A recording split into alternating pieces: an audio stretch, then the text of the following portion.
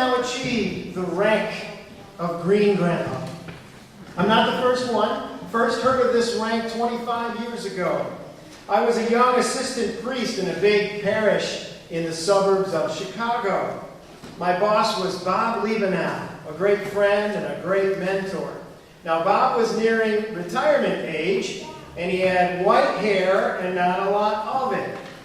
Now, one of the families of our church had a grandchild who would visit for a number of weeks each summer. And each summer that little kid came to our church. And there was my rector, Bob Liebenow, in the green vestments. The kid was only there in the summer, so the kid never saw any of the other colors. So this kid called Lieb the Green Grandpa. Well, I'm a grandpa now, and I'm wearing the green, so now I am a Green Grandpa. And that means that I have been around a little bit, and I have a little bit of experience. One of the things I have learned is that Jesus is so right. He warns against greed and piling up more stuff. He says that our lives are not about our possessions. Well, of course, we all agree with that, right? I mean, we do. But then we find ourselves maybe sometimes wanting some more money and some more stuff.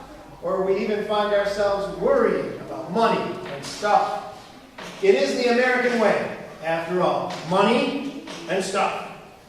But this Green Grandpa agrees with Jesus wholeheartedly, because I know this from my own experience. My father-in-law said something really nice not long ago. He was talking to my wife, and he was remembering our wedding. Now, on our wedding day, I had a year of college to go, and then all that seminary after that. And my wife, Paula, didn't even have a job. But you know, we made it. 37 years so far.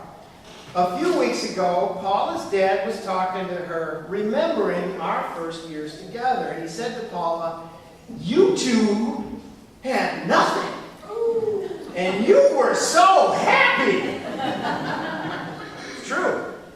You know, winning the lottery will not make you happy. That is also true.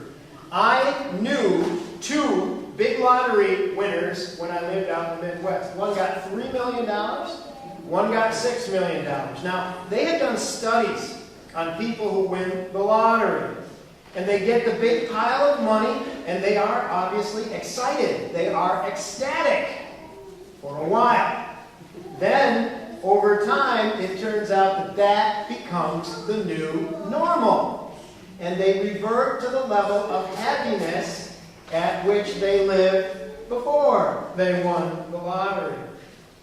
Now, I realize you can't be happy if you can't pay your bills. We need enough for food, clothing, shelter, and the basics. But I got to tell you, beyond that, piles of more money will not bring piles of more happiness. You know, John D. Rockefeller was one of the richest people in history. And one time, a reporter asked John Rockefeller how much money is enough. You know what he said? Just a little bit more. John needed to learn from Jesus.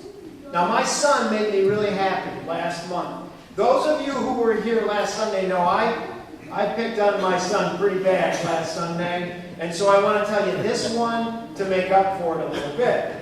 My son has his own business, and he's doing well. He's successful, but it is all him. If he doesn't work, he doesn't get paid.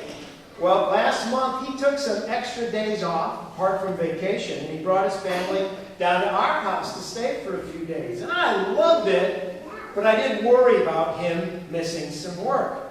And finally he said to me, "Dad, you know, nobody ever looks back from the deathbed and says, 'I wish I'd spent more time at work.'" The boy made me proud. That farmer in Jesus' parable sounds just like one of us. He sounds like an American. He thinks to himself, "I'm doing great. I'm going to build me some more barns, and I'm going to get me some more stuff." He's not a bad guy. He's careful. He's conservative. He just wants more for himself, as the text puts it.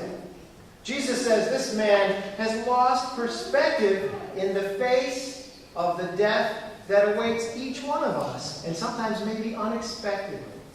You know, there is an old Spanish proverb which says, there are no pockets in a shroud. Let me give you a cure for focus on money, for too much focus on our stuff. This is a cure that Jesus taught. Give some away. That's the antidote to greed and to worry about money. Give some away. Now, I learned this lesson from the day I got married. We really had very, very little, but we started that habit of giving some money away regularly right from the start. And now that I'm a green grandpa, I can say, from a lifetime of experience, it works. Giving some money away helps me not get into crazy money worries. Things have worked out. Try it. Of course, some people will think you're nuts. But you know what? I kind of like it when people think I'm nuts. And here's the thing. People thought Jesus was nuts. So we will be in very, very good company.